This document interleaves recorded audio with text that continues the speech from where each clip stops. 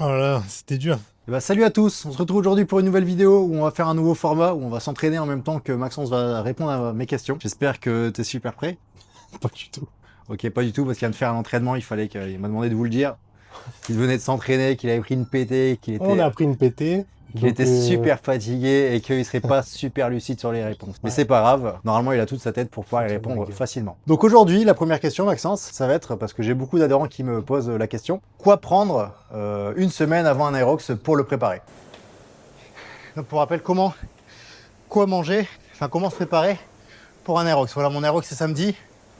Une semaine avant, tu me conseilles de faire quoi? je pense que le plus important, c'est les 3 jours avant. Une semaine, c'est beaucoup pour un effort aussi court. 3 jours, c'est suffisant, mais faut essayer de pas sortir de ce qu'on mangeait habituellement. Faut essayer de pas bouleverser les habitudes au dernier moment. C'est la pire chose à faire. Rester sur les mêmes fréquences de repas, les mêmes quantités, etc. Juste bien veiller à bien s'hydrater. Peut-être rajouter un peu d'eau, ceinture, des électrolytes, Hydratis, la marque que vous voulez. Enfin bref, surcharger un peu en minéraux à la limite. Et 2-3 jours avant, manger un petit peu plus de glucides. Des glucides, donc des possibles des sucres lents. Peut-être de la patate douce, de la pomme de terre, du riz, ce que vous voulez. Les pâtes au pire, même si j'aime moins, mais tout ça, ça peut le faire. Après, c'est surtout le jour J qu'il y a des choses à faire. Mais 3 jours avant, pas faire n'importe quoi, tout foutre à plat. La digestion, tout remettre en question, quoi. Faire comme d'habitude. Donc là, par exemple, hier j'ai vu ça, j'ai goûté ça, c'était pas mal. Toi, est-ce que tu conseillerais, par exemple, de manger des pâtes protéinées? Non. Non, pas ça. Vraiment pas. Vraiment pas pour un Aerox, attention. Oui, là on parle toujours de... C'est à chaque fois, chaque compète réponse que d'Aerox. je peux te donner, voilà, c'est propre à un... Oui, là ce qu'on parle, c'est que pour l'Aerox. Ouais. Donc Non, est-ce que la protéine pour l'Aerox, ça sert à rien du Ok. tout. Il faut du sucre, des électrolytes. Allez, du gras, mais plus pour la santé. Et de la protéine aussi pour la santé, pas pour l'effort. D'accord. Ton corps va pas l'utiliser. Il faut du sucre et des électrolytes, quoi. Donc des Allez, un pâtes peu de gras, classiques, mais- quoi. Ouais, des pâtes blanches. Ok. Parce qu'elles vont être plus simples à digérer, le sucre va être un peu plus rapide certes, mais elles vont être faciles à stocker, la digestion, le bol alimentaire sera moins gros, et ça va être potentiellement moins douloureux pendant l'effort aussi. Et Pâtes blanches, riz blanc, cuisson al dente ou un peu plus? bah, si possible un peu plus cuit parce que sinon ça va emmagasiner beaucoup d'eau. D'accord. Donc un peu plus cuit que Donc d'habitude. elles soient bien molles, quoi. Ouais. Pas trop de fibres, pas trop de fruits, pas trop de légumes, mais surtout dans les derniers jours, une semaine ça va, tu vois. Dans les 3 derniers jours, faut pas charger en lentilles et en fruits Ok. et en légumes quoi. Surtout pas. Ok. Donc toi, 3 jours avant, pour récapituler, manger normalement, mais s'hydrater beaucoup avec des boissons d'hydratation, comme Hydratis, ou des électrolytes comme les Podium. Ouais aussi, ouais. Ok. Ça, tu les vends d'ailleurs. Plus on se rapproche de l'événement, plus c'est intéressant. Ok. Et pas manger trop de fibres. Ah ouais, surtout.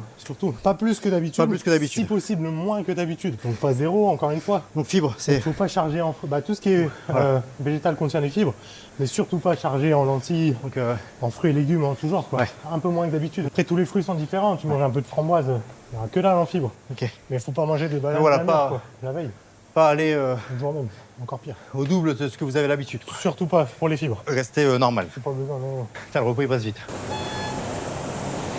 Ok, donc là on est le samedi, c'est le jour de l'Aerox. Toi, la journée elle commence, je sais pas, on va se lever vers 7-8 heures. On va dire qu'on fait l'après-midi. C'est quoi le petit déj idéal pour toi? Bah voilà, déjà ça dépend à quelle heure tu passes. Si tu passes à 8h du matin ou à 15h, rien à voir la journée, mais un petit déj idéal, bah, c'est celui que tu as pris tous les jours. Parce que comme j'ai dit, il faut pas bouleverser toutes les habitudes. Mais évidemment, comme je l'ai dit juste avant, ce que j'ai pas dit limite, c'est les produits laitiers. Faut carrément éviter. C'est super dur à digérer, c'est inflammatoire et tout. Enfin, voilà, à petite dose, pas de problème, mais faut vraiment pas abuser de ça. Donc par exemple, un peu de granola, un peu de framboise, dans une compote de pommes. Alors ça paraît bizarre, hein, mais plutôt que de mettre du fromage blanc comme d'habitude, ou je ne sais quoi, compote de pommes, pour avoir encore plus de sucre. Dedans, vous mettez un peu de framboise, un peu de granola, un peu de pépites de chocolat noir, et hop, là on est full sucre et full gras. Ouais, Pas remplacer beaucoup de fibres. le lait par la compote quoi. Ouais, par exemple. Ok, ouais. Franchement, c'est super bon, mais c'est full sucre. Nickel pour un petit déj de compète. Ok, Après, ça va pas tenir très longtemps au corps, donc là, c'est un peu light quand même ma version. d'accord. Ça, c'est bien si tu passes par exemple à 10h. Ouais. Au moins, t'es pas trop lourd et tout. Pour 16h, je pense que c'est pas assez costaud, faudrait trouver une autre option. Ah, pour rajouter un repas entre deux quoi. Oui, voilà. Comment ça marche le petit cochon? En fond. Donc bah on va prendre le cas où je passe à 16 heures. Toi comment tu ferais? Ben, moi, je préfère jouer la sécurité, donc j'aurais préféré prendre un petit déj light, quitte à prendre un deuxième petit déj. Ok. Tu sais, un 8h, un 11h, un truc comme ça. Ok. mais J'aurais pas pris un gros petit déj et ensuite un repas à midi, un truc comme ça. J'aurais pris un petit déj petit, comme je viens de le dire, là, avec la compote et tout. La même chose, 2-3 heures après. Et allez, vers midi, donc 4 heures avant, un truc un peu plus consistant quand même. Un peu de riz, un peu de poulet. Ce qui vous fait plaisir, un peu de pommes de terre. C'est vachement digeste, les pommes de terre. Cuite comment? Ça fait bien. Bah, vapeur, À un l'eau, truc comme vapeur. ça, quoi. Qu'elle soit bien fondante, tu vois, un truc qui soit pas lourd, mais qui t'apporte quand même un peu d'énergie et qui te remplisse quand même un petit peu. Tes ventres vides, ça va pas aller non plus, parce que dès que tu vas prendre ton gel, tu vas vomir. Donc, un juste milieu à trouver, mais c'est l'expérience, ça, faut faire des tests, hein. Mais les erreurs qu'il faut pas faire, c'est de manger trop de fibres, et juste avant la compète, quoi. Ok. On relâche. Je rebondis par rapport à ce que tu viens de dire. Tu viens de parler des gels. Qu'est-ce que t'en penses? C'est-à-dire qu'il faut en prendre? C'est pas obligatoire, un aérox c'est pas très long non plus, mais franchement c'est une bonne aide je trouve. De toute façon c'est un effort qui est de 1 heure ou un peu plus, donc un gel c'est le bienvenu. Certains vont le prendre juste avant, d'autres pendant. Par exemple le rameur, d'autres vont le prendre avant et pendant. Franchement ça dépend de l'état de votre digestion. Si vous savez que vous avez du mal à vous alimenter et que vous allez manquer de sucre, bah allez-y, un avant, un pendant. Mais ça me paraît honnêtement beaucoup. Moi je pense que juste un au rameur c'est largement suffisant. Après ce qui est difficile à l'aérox c'est que normalement en endurance, prends un peu de gel, un peu d'eau, fais une pause. Le gel, un peu d'eau et fait une pause. On prend pas son gel d'un coup. Que là, l'aérox, c'est pas facile de réussir à prendre son gel. Déjà parce qu'on n'a pas d'eau avec nous. Sauf si on a peut-être le droit de prendre une gourde, je sais pas trop. Mais pour l'avoir fait au rameur, je suis passé devant, il n'y a que du Red Bull. J'étais emmerdé, donc j'ai dû prendre un peu de gel. Le reprendre à mon deuxième passage de rameur. Donc terminer mon gel quand même assez rapidement. Et j'avais peur d'avoir la bouche complètement sèche. Et j'ai bu de l'eau que après. Ok. J'ai fait ce que j'ai pu, quoi. Ok. Et donc les gels, toi, on est d'accord, faut les tester avant. Ah, toujours. Pas le jour J. Ah bah non, c'est le meilleur moyen de vomir ou d'avoir la bouche sèche ou pâteuse. Et ça, c'est horrible, t'avances plus après. Tu sais plus avaler ta propre salive, ça pire les sensations. Combien de temps avant tu conseilles de les tester? Faut les tester au minimum une fois, genre une semaine avant. Ouais. Tu fais une sortie longue ou un entraînement type aérox une semaine avant en général. Voilà, tu testes en plein milieu de la séance. Si possible, quand t'es bien dans le rouge quand même, pour voir un peu comment t'arrives à le prendre, alors que t'es oxy comme maintenant. Et tu vois comment ça se passe. Ah, parce que des fois, quand t'es oxy, jamais prendre le bu gel, Ah, c'est une galère. t'arrives pas à respirer, quoi. Ouais. Tu le C'est prends, pour ça. t'arrives pas à respirer, en fait, ça Juste un fait petit même peu pire dans que la mieux. bouche. Ouais, voilà. Juste un petit peu dans la bouche. Jamais d'une traite un gel, peu importe la taille du gel. Et si t'as pas d'eau, bah un petit peu, t'attends, tu l'avales bien, tu salives, et après l'autre partie. Si tu peux le prendre en 3-4 fois, il faut quoi. C'est pour ça qu'au rameur, c'est facile parce que comme Ouais. tu switches et que Surtout c'est en un peu équipe. au milieu de l'épreuve, Surtout en équipe. il reste 2 minutes. Là, tu me disais, prendre au rameur, etc. Mais ça, c'est dans un cadre de team. Mais pour ceux qui le font en solo, parce que tu peux pas ramer. C'est pas beaucoup plus dur prends de le le gel. prendre en courant. Ce qu'il faut, c'est pas le prendre en entier. D'accord. En courant, tu l'as dans ta main, t'as rien d'autre à porter. Cours, tu ralentis légèrement, tu prends un peu de gel, tu prends bien le temps de le mastiquer, bien respirer. En fait, il faut s'appliquer à ce qu'on fait avec le gel. Ça paraît tout bête, mais il faut juste prendre son gel tranquille et en prendre juste un peu. C'est pour ça qu'il faut pas attendre la fin de l'épreuve d'être complètement HS pour le prendre.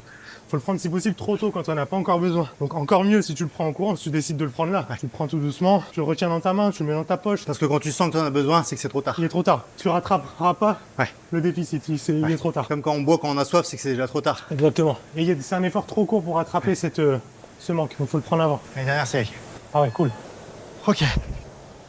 On m'a de suite, pour conclure cette discussion, si j'ai bien compris, la semaine avant, on mangeait normalement. 3 jours avant, charger un peu plus en glucides, pâte blanche, riz blanc, surtout pas de fibres, pas rajouter en plus des légumes plus que d'habitude. Le gel, le tester un petit peu avant, le prendre au fur et à mesure de la course. Si vous êtes à 2, on conseille principalement en rameur, parce que là vous avez le temps, pas le prendre d'un coup, faire des petits shots. Si vous êtes tout seul, le prendre sur la course à pied, mais pareil, le prendre avant d'avoir le coup de barre, sinon c'est trop tard. Tout ça c'est nickel, juste pas de caféine quoi. Pas de caféine. Pas Ok. de café, pas de boisson énergétique, pas de Red Bull. Désolé si c'est un partenaire, un sponsor, mais surtout pas. Évitez toute la C'est caféine. contre-productif. Vraiment, pour ce type d'effort, non, pas du tout.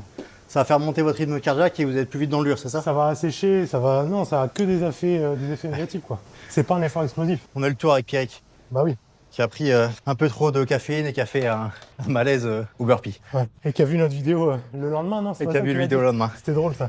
Bah voilà, on espère que vous aurez appris certaines nouvelles choses. Nous, en tout cas, on a bien suivi comme des petits cochons. Si vous voulez refaire la séance, c'était 10 séries de 30 secondes à 60 RPM, 20 secondes à 70 RPM et 10 secondes à 80+. Et 1 minute de repos en dessous de 60 RPM. C'est là qu'on a répondu aux questions. Ouais, c'est à ce moment-là qu'on a répondu aux questions. Donc moi, j'avais mis dumper 8. Franchement, c'est bien. J'ai fait 301 cales. Ça fait plaisir. Bon bah, rien d'autre à rajouter. Non. Et bah, à bientôt pour une nouvelle vidéo en sueur. Oh là là, c'était dur.